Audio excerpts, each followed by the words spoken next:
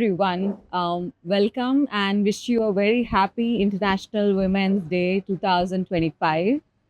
It is my pleasure to host this panel on behalf of Credin.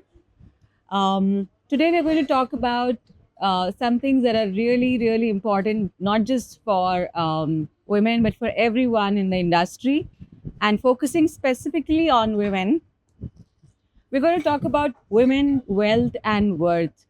Now, you might think it's a sort of a limerick all starting with W, but really they're very, very closely interlinked, as you will discover today with this brilliant panel of trailblazing women entrepreneurs, corporate investors, as well as startup, uh, mentors. So, with not further ado, let me ask them to introduce themselves. So hi, I'm Binda and I'm the founder of a company called Swizzle. We are basically into manufacturing of beverages which are clean label. By clean label, what I mean is that we don't use any sort of artificial flavoring in the product. It's all natural, fruit-based carbonated beverage. Also, I was born and brought up in Uttarakhand, Roorkee, and been in Bangalore for almost 4 years now, I guess. Rashmi. Hi, I'm Rashmi Shenoy D'Souza. I'm a personal finance coach. I'm a chartered accountant, a financial risk manager, and a financial history man. Currently, I'm running my personal finance coaching brand under the name Rupee Smart Drive, which has the same initials like my name, Rashmi Shenoy D'Souza. Srinidhi this side. So I have coming from a professional background, almost from our investment industry, which has handled like mutual funds, hedge funds, and private equity. Currently working as BlackRock into private equity operations. Yes. Hi everyone, I'm Sinchana. I've been in the same early stage investment industry for around 4 years now. Started my career as an investment banker, but slowly transitioned myself as a VC investor. I currently am a VC associate at a SEBI registered Cat2 fund called as Warm Up Ventures. And I primarily look at sourcing of the deals as well as evaluation of the deals. So my passion towards investing came from a very early age, watching a lot of Shark Tank US episodes. So converted my passion to my profession. Excellent. And I'm your host today. My name is Anandita Bhatnagar, and I'm a marketing and communications professional. And today, let's start the talk with right where it all begins in probably in educational institutions or as women join the workforce. So tell me, Srinija, a little bit about how can educational institutions and organizations, professional organizations, better prepare women for a career in, say, investment or startup investments, as we are specifically focusing on today? Right. So when I speak about educational institutions, right, so that forms as a base for everyone's career. Educational institutions or any education background, right? So that's where a single person or any investor, any founder is coming from. So, and such important role is played by educational institutions. So, a lot of things that can be accommodated in educational institutions.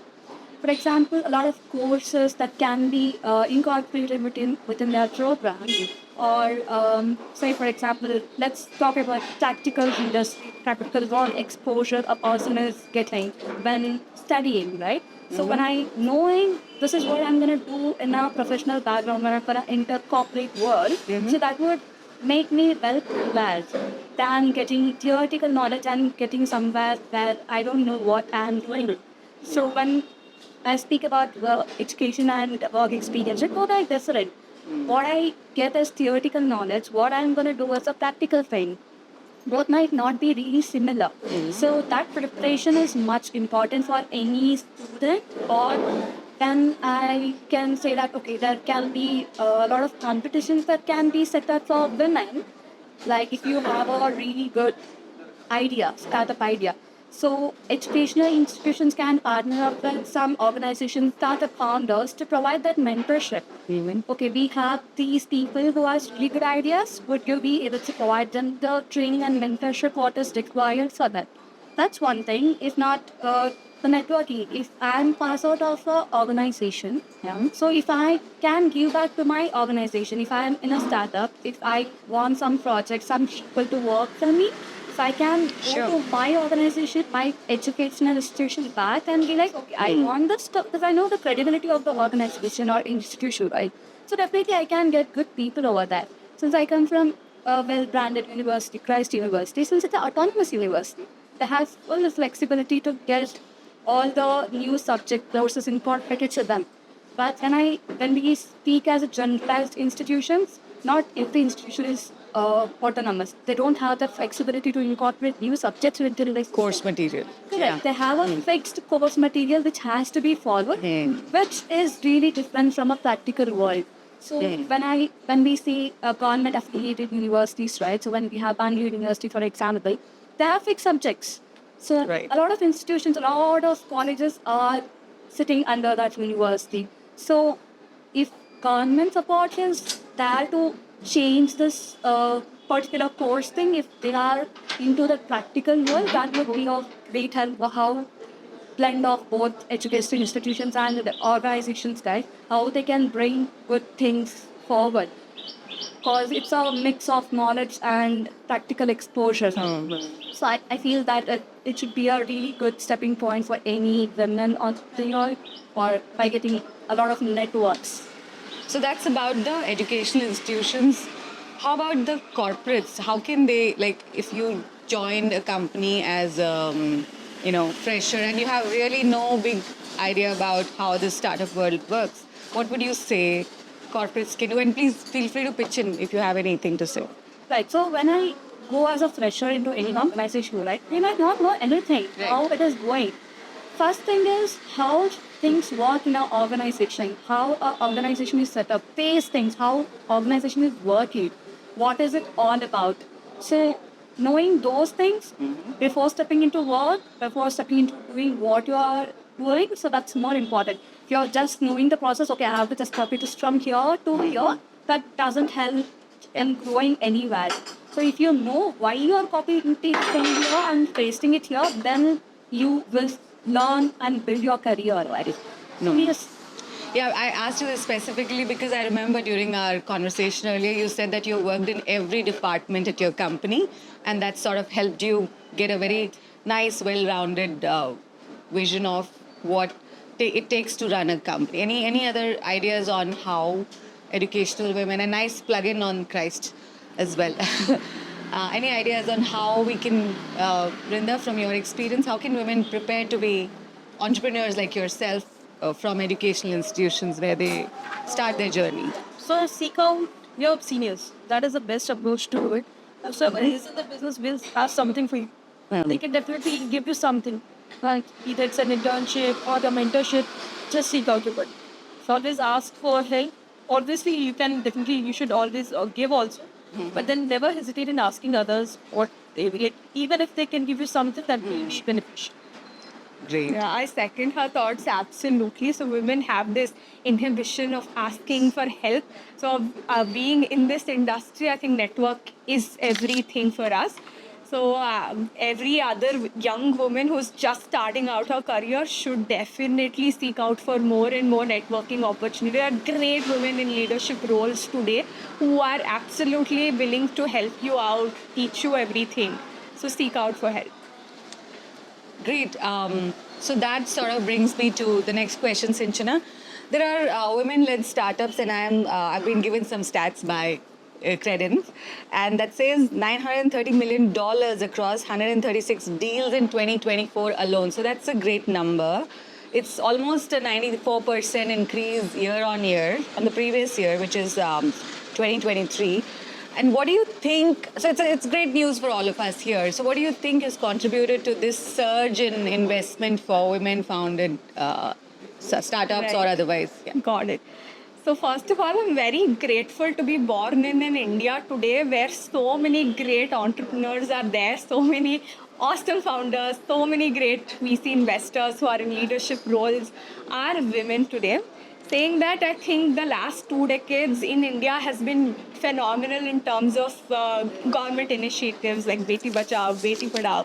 Almost stat says 42% of women are 42% of postgraduates today are women. So that's such a great news. Apart from that, women in STEM are coming up more and more in numbers. So all of these government initiatives are first pushed women towards education, and second, of course, our family support. So all of our families, we've all been very fortunate to have supportive parents, supportive spouses who want women to come out in the workforce, be very, stand on their own 2 feet, be very financially independent. So apart from that, in the last decade, if you see, women were very stereotyped that certain women founders hogi to they should be into fashion industry, makeup industry, kids food. But today, if you look at the numbers, so women are there everywhere. They are in the forefront of technology, forefront of innovation. So underwater, if you see, there's a company called Zero Circle. It's founded by Neha Jain. So underwater, also women are shattering the glass ceiling. Then we have automobile industry, which is heavily male focused. We have founders like Janvi Jaiswal of Magnum. She is building a super bike today in the EV industry. And then we have Ritika of Garuda Aerospace. They are building a rocket for space technology, be it space, on Earth or below Earth. Women are everywhere today. Not just stereotypical to makeup industry or any other industry, but they're in the forefront of technology innovations. So a lot of government initiatives, grants, Nidhi Prayas, Startup India, Maharashtra government has issued 200 crores for women in deep tech industry. So all of such reasons have put women in forefront today. Along with that, great VC investments have been happening. A lot of women-focused funds have been coming up in India. Strong Her Together, co-founded by Ankita, and then we have She Capital. Anisha is the co-founder. Apart from that, we have Pearl of Exymis, Vani of Kalari, Shanti Mohan of Let's Venture. All of these women today are striving to support all of the women founders and uplift the women entrepreneur community in India. So if I can take 2 more minutes, I have a small story to tell about Achita Jacob. She's a Harvard dropout. She co-founded Proactive for her. In 2020, she wanted to build a company around the gynac space. She approached a lot of male founders, male investors, but none of them knew that these women had some problem with their gynecologist. But when she approached a woman VC like Anjali Sisole of Waterbridge, she committed $5 million on the first meeting itself, because she, being a woman, knew a lot of problems around the women's sexual health and wellness space. So such women today who support other women is making India great, and all the stats speak for itself. Wow. That was really moving from underwater to earth to the space to everything in between. Thank you for that. Thank you for sharing all those names that you shared. So great, but it's still not as great as it can be, right? So, Vrinda, coming to you, despite this growth, women-led startups still are a small fraction of the total startup investments that go into the industry. Can you talk about some challenges, systemic challenges that sort of come in the way of women founder-led startups getting more of the funding? Yeah, so one major reason is that there's an unconscious bias as well. So even after knowing that women can do well, there is a limit to the people investing in women startups. So that's something that I personally also faced during my first fundraise. That was actually very tragic, I would say, but whatever happens for the good. So during the last meeting, the term sheet was about to be signed during my first fundraise. So what happened is the investor called the previous day to my co-founder and said that no, we can't invest. And I was like, why? What happened? And the reason he gave was that your co-founder is a woman and she might have other priorities going down the line. And I was broken. I was shattered. I was definitely shattered. But then it was actually good, because I'm glad that I didn't raise the funds from that person. Because going down the line, they would never trust me more. So yeah, that actually does happen. Plus also there is a limited access to the network, which obviously is changing, but it will definitely take some time to actually happen. Great for sharing that story. Very brave of you, and going ahead with what you've done. Continuing from this, Rashmi, your perspective on some positive stories, some success stories that you have seen in your career of women investors and entrepreneurs, just to sort of take to the next generation of startup investments. So what I would be think a your- lot of good names mentioned by Gavar. Yeah. Taking from that, Vani Kola of Kalari Capital, I think, is one very important person in this space. Also, Anjali Bansal, she has started Avan Capital. So, Vani and Anjali both have been featured by Forbes as the most powerful women in Indian business. So, we can imagine the power that women investors themselves can hold. And in terms of Vani Kola, she also mentors women investors. So it's not just women lenders, so women investors also can get mentored in this space. And that's a very good place to be.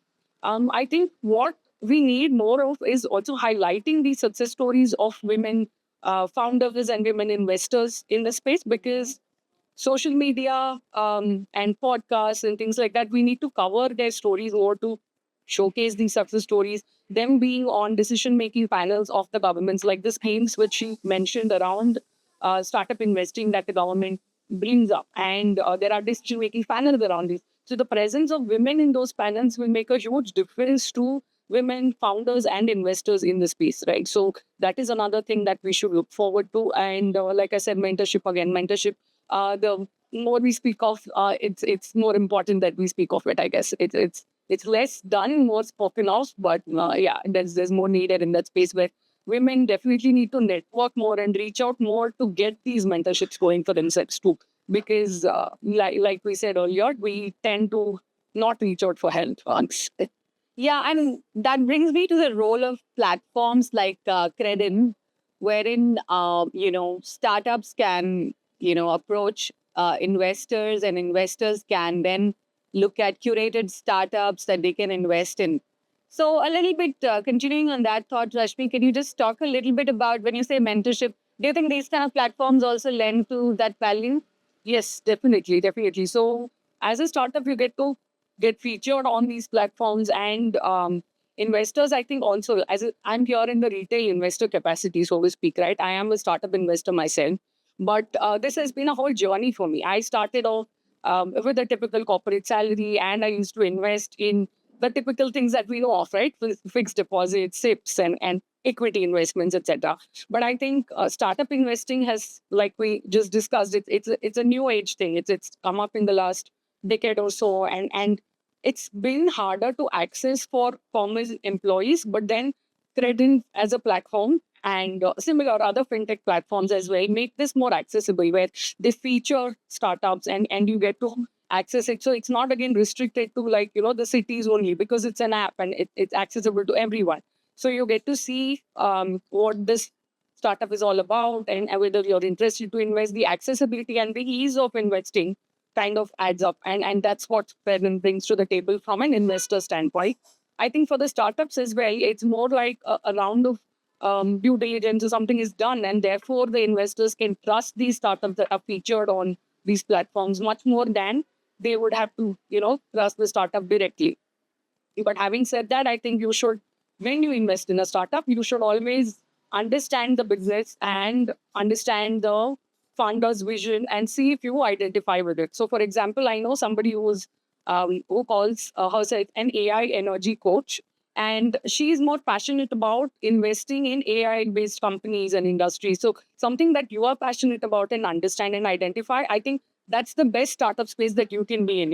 You put your money where your heart is, your mind is. So that And you understand the business, yeah? yeah, exactly. From your perspective, Srinija, from a corporate, I would say, investment kind of perspective, what do you think platforms like Credit do for entrepreneurs and investors, both sides? And the if I since I'm in an investment field, like in a profession of investments everywhere, hedge funds, private equity, all these, I myself being a investor in small equities or mutual funds, all these, right? When I want to invest in some company or some fund, I research a lot. Like, what are the funds, how the fund is performing, where the fund is being invested, what are the returns the fund is generating. So being a VC investor, if a person has to invest a lot of stake in a company, they look into a lot of perspectives. So if I see a lot of financial statements, the fund of any company, a private equity firm is investing into, right? They look into a lot of details or data that is being invested, right? How the company is performing, basically, where are their funds going, if their funds are safe or not. So, our investor himself will look into a lot of perspectives. Then just not, okay, I'm just putting my money, let them use however they want. And nobody thinks like that. So, understanding, as Rashmi told, right? So, understanding that particular business is very, very important. If they're understanding, if they can help out instead of just putting their money, putting their efforts, right? So they should understand the business if they're investing that amount, time, work, everywhere. So that's more important thought. And like the credit you told, right? I was just going through the website, how the website looks like, how easy it is to log it. They have a really simple KYC process to log in, right? For any investor, if I want to be an investor, I can be an investor today. If I have an amount, it's not like you should be having crores of money to be a VC investor to put amount in a startup, right? Platform like Credent, they have a small certain amount to invest. So if I have like 5 lakh, I can invest in any of the company, and it's just not like I just have the name of the companies. They have the proper detailed research that happen on a company, any company that is on Credent platform, right? So we have accessibility. We have such easy platforms to avail.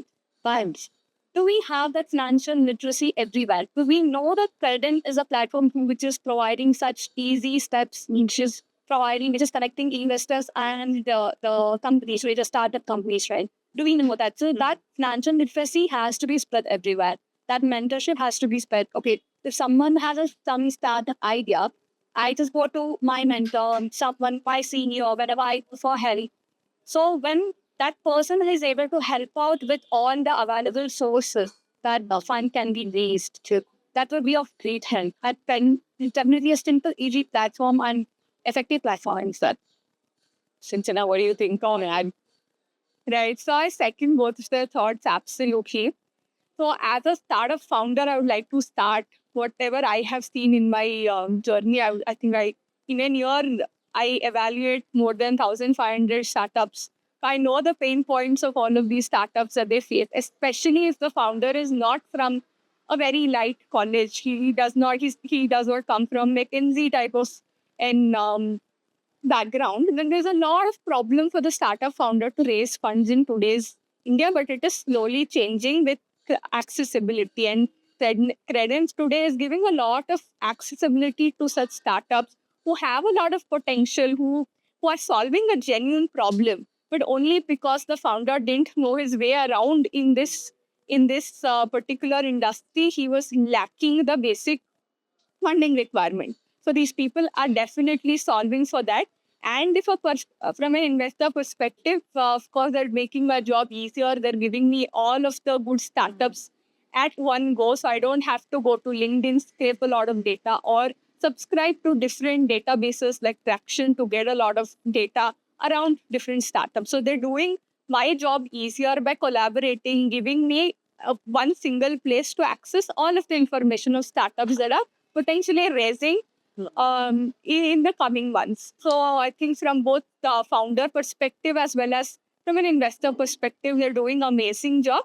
Apart from that, if you are somebody who just wants to enter into this asset classes of private market, then this is the perfect place to start off. As she told, with very less token amount, with very less risk, you'll be given access to a lot of good companies and you can start off your journey from here. Great. Some good insights there. But now to hear it from the horse's mouth, you've been associated with Credent for a while now, Vrinda. What do you think? So definitely actually helping startups as well in a lot of ways, because what happens is reaching out individual people becomes very difficult. But once you're there on the platform, people do trust you as well. They know that your background check has been done. There is something about your startup that is actually interesting. So that is why it gives us access to multiple investors as well. Right. So from your side, access to investors, and from your side, due diligence, pocket size or the markup size is small enough for a retail investor to get in a sort of a credible platform. Okay, great. Coming back to our discussion on startups led by women, Sinchana, over to you on. I've been given some stats again, not very good at remembering them, so I'm reading out. Fintech sector alone accounted for 30% of total funding by women-led startups. Not very surprising because India is a fin-led industry. What makes fintech particularly attractive? I know that there is an answer already in the question, but then also for women specifically. And today we will refer to all investors as she and startups as her. So we'll not say he will invest. She will invest and she will receive the funding. So let's talk about the fintech game for women and how we can participate in this fintech revolution even better. Right. So as you correctly mentioned, so India so the household budgeting in India has always been done by our mothers and grandmothers, and we've seen them budget, allocate money for groceries, saving, put some money in chit funds, make some profit out of it. So women inherently And gold. Gold Yeah. as an investment. Like CNBC nowadays always says that, the household investor has actually outperformed the markets now. Definitely. Yeah. From 2019 to now, there's an 80% growth. None of the public-private markets have given us that return. So Indian women, household mothers and grandmothers inherently knew how to invest money, how to budget money. So this is just an extension of that. Again, with a lot of access to education, with a lot of access to technology, today a lot of women entrepreneurs have come up in the fintech industry. So to name a few, we can think about MobiKwik co-founder Upasana. So Upasana started her journey in 2009. So when fintech was not even a thing in India. So a lot of clients of hers asked her if she's a secretary to her I co-founder. remember seeing that interview. Yeah. So she rightly said that I will answer questions better than my male counterpart. That's why I'm at the table and not my male counterpart. So women like Upasana who bring in a lot of confidence, who have shattered the glass And ceiling. they went public also. They went public. They went public in 21, I think. No, 24 December. 24, yes. They Just went recent. public. So that has been a journey since the last 1.5 decade for women. Apart from that, Hardika of Kinara Capital. So she rightly says that she's seen her mother, who's been her inspiration to start an NBFC. So she's seen her mother, who was a homemaker, do a lot of small businesses, but she never had the courage to take that company, build it into something more meaningful, because she never thought somebody would invest money in her. So she built an NBFC for women, by women, giving loans for women at a very subsidized price. And also Lakshmi, co-founded by Preeti Rati. So it was her Harvard School project that she started off Lakshmi as. And today she is enabling more and more millions of rural women attain financial freedom through investing, mutual funds, etc. So such women coming in today's India has been very, very inspirational for more and more women in tier 2 India also to start something of their own, and also with very subsidized loans that the government is providing. All of these tier 3 India women are also moving towards financial freedom, which is a very good insight that we can see. On the investment perspective, I think women have a very good upper hand when compared to the male counterpart, because we are inherently more empathetic, more compassionate towards not just towards our portfolio company, but also any other investment that comes to us. So we invest on a stats level. If you see, we invest only 1 in 100 company. So 99% of the time we reject the company. So we still maintain very good relationship with the founders per se, and also help them in whatever way they can. So where a male investor lack those empathetic skills, communication skills, being very present in the moment, I think women investors today are also being very nice at their jobs. And we have amazing North Star matrices, as I mentioned earlier. So all of those women today who mentored me also initially during my career. So these mentorship opportunities, these women have set the bar very high and also motivate us to do a better job in our career every single day. Ouch for the male investors, but anyway. You brought up a great point. Tier 2 and tier 3 investors, apparently 44% of investments are coming from tier 2 and tier 3 cities. So, in your experience, Srinija, what can women in such regions, what can they do to get more access to funding, get more access to mentorship, from especially coming from backgrounds that are not so urban and cosmopolitan like Bangalore we are here today. Yeah. So we are sitting in a tier one city, which is called a startup hub of India, Right. Bangalore, right? So we see a lot of differences in a startups that is coming from tier one cities and tier two and tier three cities, right? First thing, how it can start is there's upbringing of a women child, how it is being bought, how that what are their thoughts? Are they taught to be independent? Are they taught to be having just a normal life, just get married, have kids, that's it. So a lot of I come from a tier two city only. I come from a really small place near Bangalore. So in that place we are brought into such a way that you are, I don't know, if starting a business on its own is not an easy task for a woman. Yeah. It's a struggle.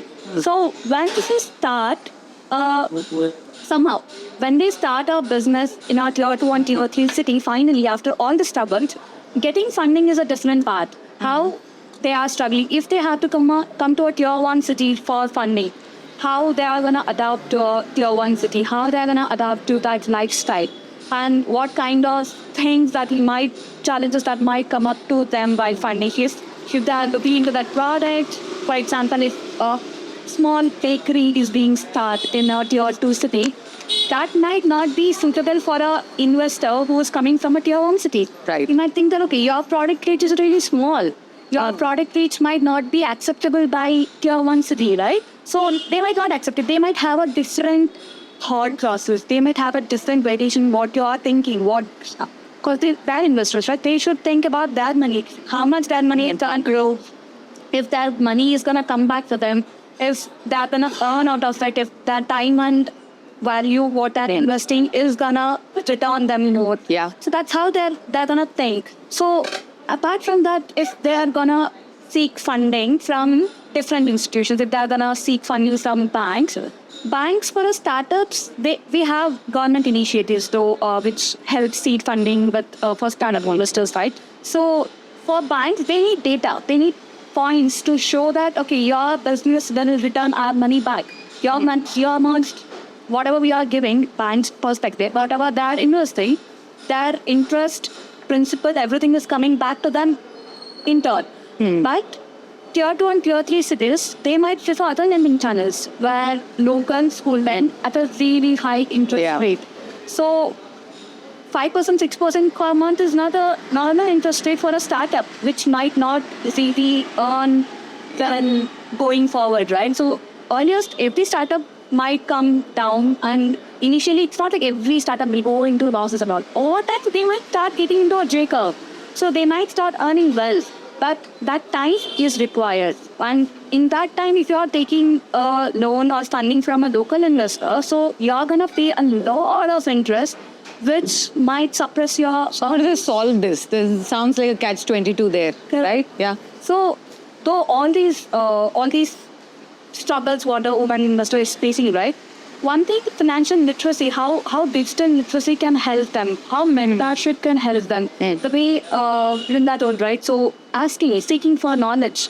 When you have someone who is in that place, you just approach them, ask put it out your points that these are my problems, how do I solve it? Do we have any other sources? Do we have any other funding channels where I can get help from, right? For example, Credin, they might not know from tier 3 cities. Let's take example of the lowest one. Tier 3 cities, they might not know a platform called Credin is in place, which helps connecting investors and startup handlers. So that literacy is really, really important. That mentorship, networking. We do have a lot of women investor channels where women investors connect with each other, right? So building that network, attending a lot of events, all those things help. Every single point, but every single step you are taking is helpful for your business. But having patience is very, very important for any business to succeed, right? So apart from that, instead of all these challenges, we can see a lot of investors, women investors who started small, yet have built a big brand, very big brand. For example, Salvini and Nika, we have a really big brand, which is a unicorn. It's our top list, women investor. She is in our top list for founders. So we have such things we have such founders who have done really, really good in life. Apart from that, there is no barrier for any women founder or women investor to start anything, right? For the point from Sinchana, where she mentioned that women founders are not rigid to just makeup products. They are into many other products. They are into everywhere. No, I just came across a brand where two women investors started men hygiene products. So it's nice. totally opposite what they're doing. Nobody can even expect that a woman is concerned about men hygiene products. I think they are the most concerned. Yes. Makes sense. So, in turn, there was one more women investor. I saw for a brand who was concerned about women hygiene products. He saw his sister and mom was struggling in his home. He started a brand. So that's how things go. That they started from their experiences. So you're saying 2 and 3 tier cities can start from their experiences. Exactly. So they should just find the gap that they're finding need and how to pitch their business. If they're going into a right way, strategize their business. If everything is fine, everyone might not be perfect in day one.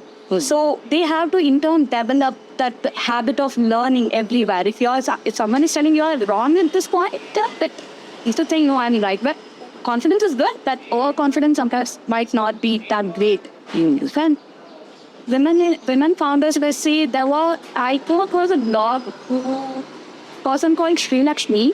She started her business. She was a CEO of a company at the age 8. So in that sense, there is Like no local limit. entrepreneurs. Exactly. So she started digital web systems, right? So there's no limit for a woman.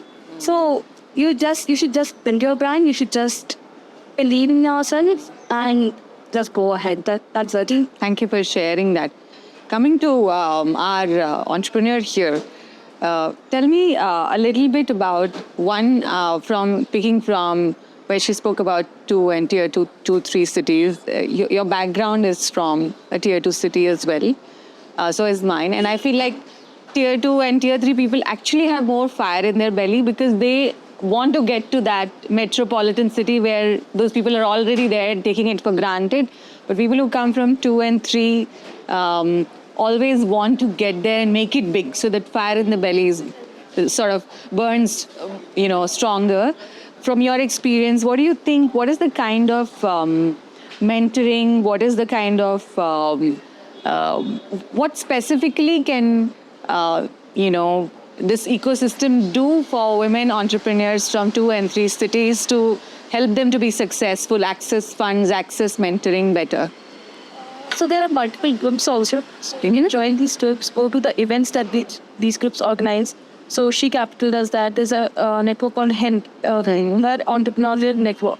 So there's that. Then there's a Bossma. There's a startup called Bossma. So all of these definitely help. So there are communities, you're saying? Okay. Yes. And they just do not focus on tier 1. They also focus on tier 2 and tier 3 cities as well. And if you tell them that you are from a particular tier 2 city, then the approach, the help of approach even enhances. So it's not that they will they will bring you down. They will actually help you even further. To help, they open up their networks to you. They will give you event details that people don't even know that this sort of event is happening. But then if you go to these networks, like these groups, they will actually help you. Then also LinkedIn. I would say LinkedIn is a very good way to reach out. You can reach out to any single person and there are very high chances that they will reply to you. You just definitely you'll have to reach out to maybe 100 people, but then at least you will get 10 or 15 responses from them because everyone is busy in their own lives. But definitely the 10-15 responses that you get will be definitely very helpful. So always be open to going places, meeting people and actually following up with them. So if you don't follow, people will not remember. But if you follow up, they will definitely respond back. Any personal stories that you'd like to share when you... Yes. As an entrepreneur. So this happened with Head Start. So I faced at the Bharat Pitchathon and I met a woman called Madhuri there. And she has been helping me with my journey for past 1.5 years.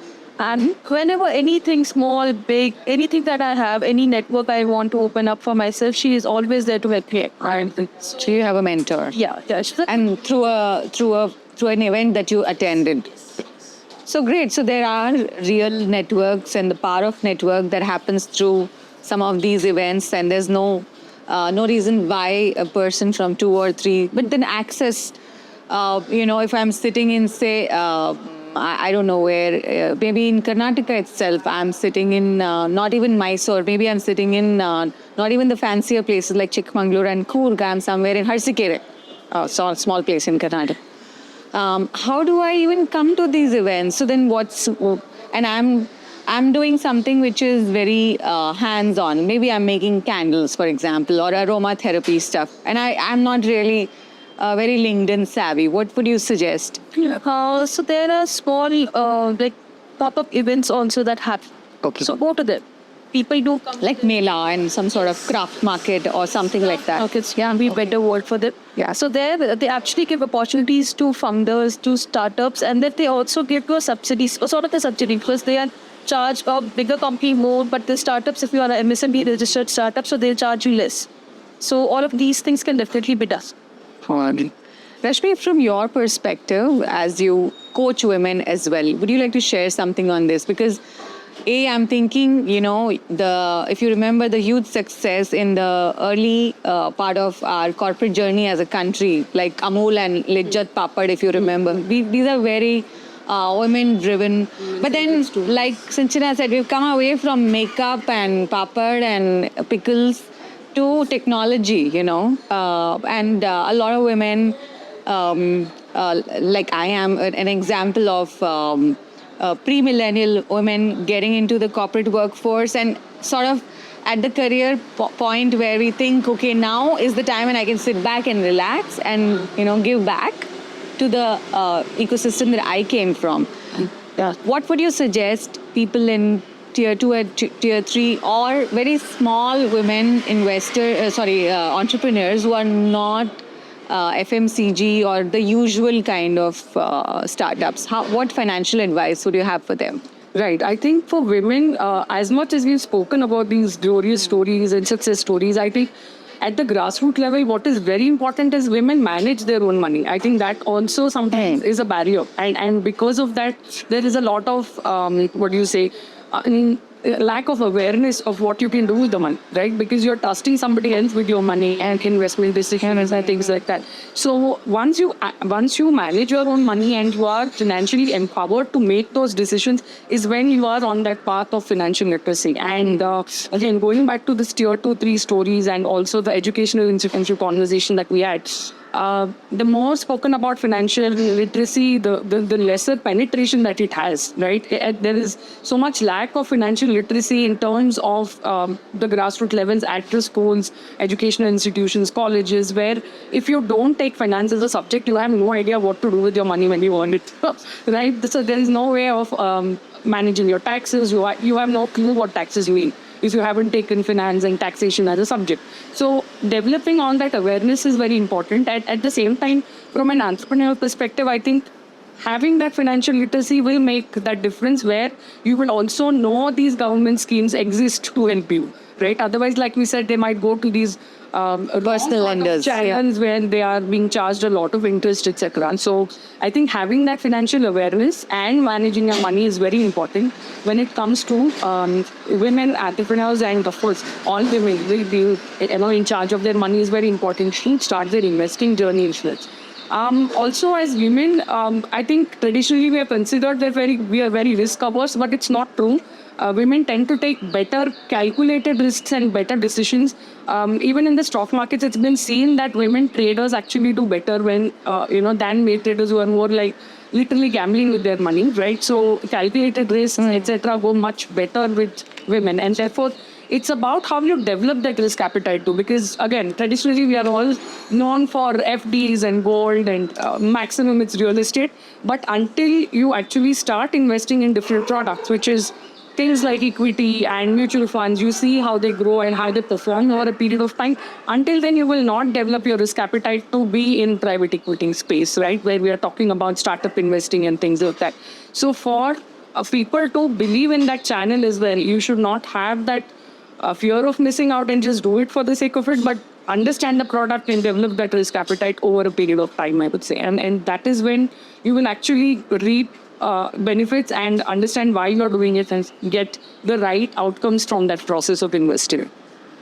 So actually, totally agree with you. A lot of women who earn a lot of money, like really successful women earning a whole lot of money, also have this humble attitude saying, I don't know anything about my money. My husband manages all the taxes.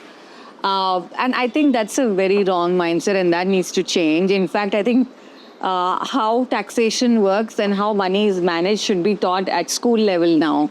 And this has been like a pain point for our education system for a long time. But I believe 100% I agree with what you're saying. Understanding how to manage money beyond the home and hearth sort of, and moving it into investment, into taxation. Where is the investment moving? So completely agree with you. So also, can you give some advice other than what you've already shared for women who are looking to start their startup journey, Rashmi? Right. Sure. So when you say startup, you're taking it as startup investing, given that that's where I come from and investing only for startups. So as a woman investor, I think what matters is that you understand the business, make an effort to understand how businesses work. So for me, I'll share some part of my story there to say that when I invest in equity, like an equity market or whatever, I could read an annual report. I could see some news piece about that company on, let's say, of CNBC or, read it on economic Regulation. anything like that. Okay. But then when I invest in a startup, the journey is much more closer to you in person, where you actually get to see the company grow. Like, for example, Credin, for me, I have been an investor in Credin. I've seen them grow from the idea stage to actually building this platform, having these number of employees and becoming this company that they have become, right? And I think that is much more closer to your heart, and it's very nice to be part of that growth journey as a woman investor. Like she rightly said, that empathy that you bring to the table, and when you see this growth, you trust that whole idea and process much more, which would never happen if I invested, like, let's say, in a Mahindra and Mahindra or HUL, right? I mean, it's just what I know publicly, but it's not like you really know the... You're not part of the journey. Yeah. Okay, great. So that's very important. And as a woman investor, I think the other advice I want to give is please diversify. Don't fall for this thing of, okay, this is one asset class I'm missing out of, like I should put all my money there, or I should, invest lots of money there. Always start small, start early, and see where it goes. So that's when you develop your risk appetite, understand the business should be crowd. Great. Sanjana, would you like to share something where your advice and tips for both sides, entrepreneurs as well as investors? Got it. So for somebody who's just starting up or have an idea about starting a business, there is no right time to start. Just start. You will make a lot of mistakes on the way, but all of us are here to learn and grow. So just start. However messy it might look in the beginning, it'll always make sense. So that is something for somebody who's just starting off in the industry, and for somebody who just started their career as an investment banker or as a VC analyst, I would suggest please build your network. So most of our deals come through connections, warm connections that happens in the industry. So build your network, build your tribe. There are hundreds of funds out there today. Make genuine connections. It's not just about give and take. So become a good friend with all of the people in the industry. One day or other, they'll come through for you. Build mentorships. So you give something back to the society, as well as ask all of these people in the leadership role for suggestions. For if you want to pivot in career, please ask them, because Chanakya has rightly said, one life is not enough for you to learn only from your mistakes. You have to learn from everybody else's mistakes as well. So learn, have such good mentors, talk to them regularly, learn from their mistakes, and have a successful career. Yeah. Today, India today is very, very open to women in good leadership positions as well. So you are bound to be successful. Take risks, start early, as she told, start investing, manage your money. Yes. So if I see about perspective of both investors and founders, right? So one thing is start early, that's true. But knowing what you're starting is more important. So if I'm just starting something, okay, my son has started, I'm also starting, I have to start something right now. No, take the time. Just know about the product, the way in my product. She took 6 months to research, Q&A, everything. When she started it. So, well, research about what you're doing, that's fine. If that goes wrong, you learned it. You learn from it. But doing background about what you're starting, what you want to start is really important. The way for investors, same thing. So just that, okay, I have to put my 10 lakhs of money somewhere. I'm just not putting it somewhere because that has come from a hard-earned money from everyone. For everyone, even a single penny matters. So when someone is investing, invest wisely. So even if it's a small mutual fund or a SIP or any equity company, right? So have a small background research about the fundamentals, how they're working, if their technical growth is fine, if they're overvalued, undervalued, start technical downs, and then invest your money. Though it's a small, investing is right thing. Investing early is a really good thing. If we see the market 5 years back, 10 years back, and right now we have a really good growth. And women are definitely really organized and financial planners by birth.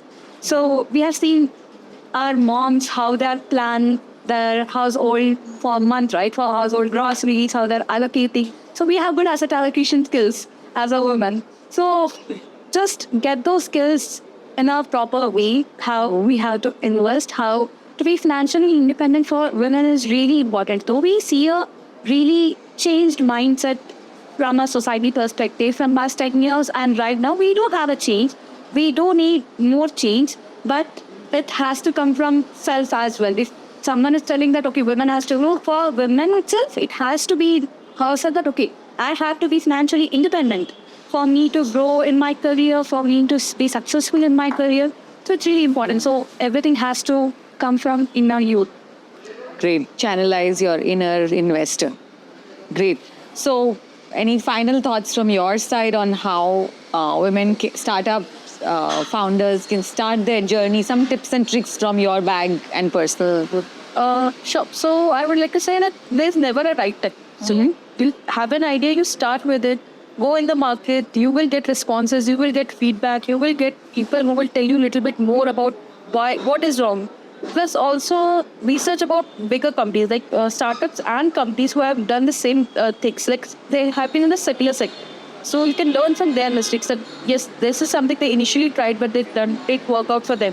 So you can implement those learnings from other startups and companies as well. Great. Thank you so much. I think between the four of you, we've got a wealth of information. Thank you for sharing all your beautiful thoughts this International Women's Day. What a great way to celebrate and come together. Thank you so much. Good.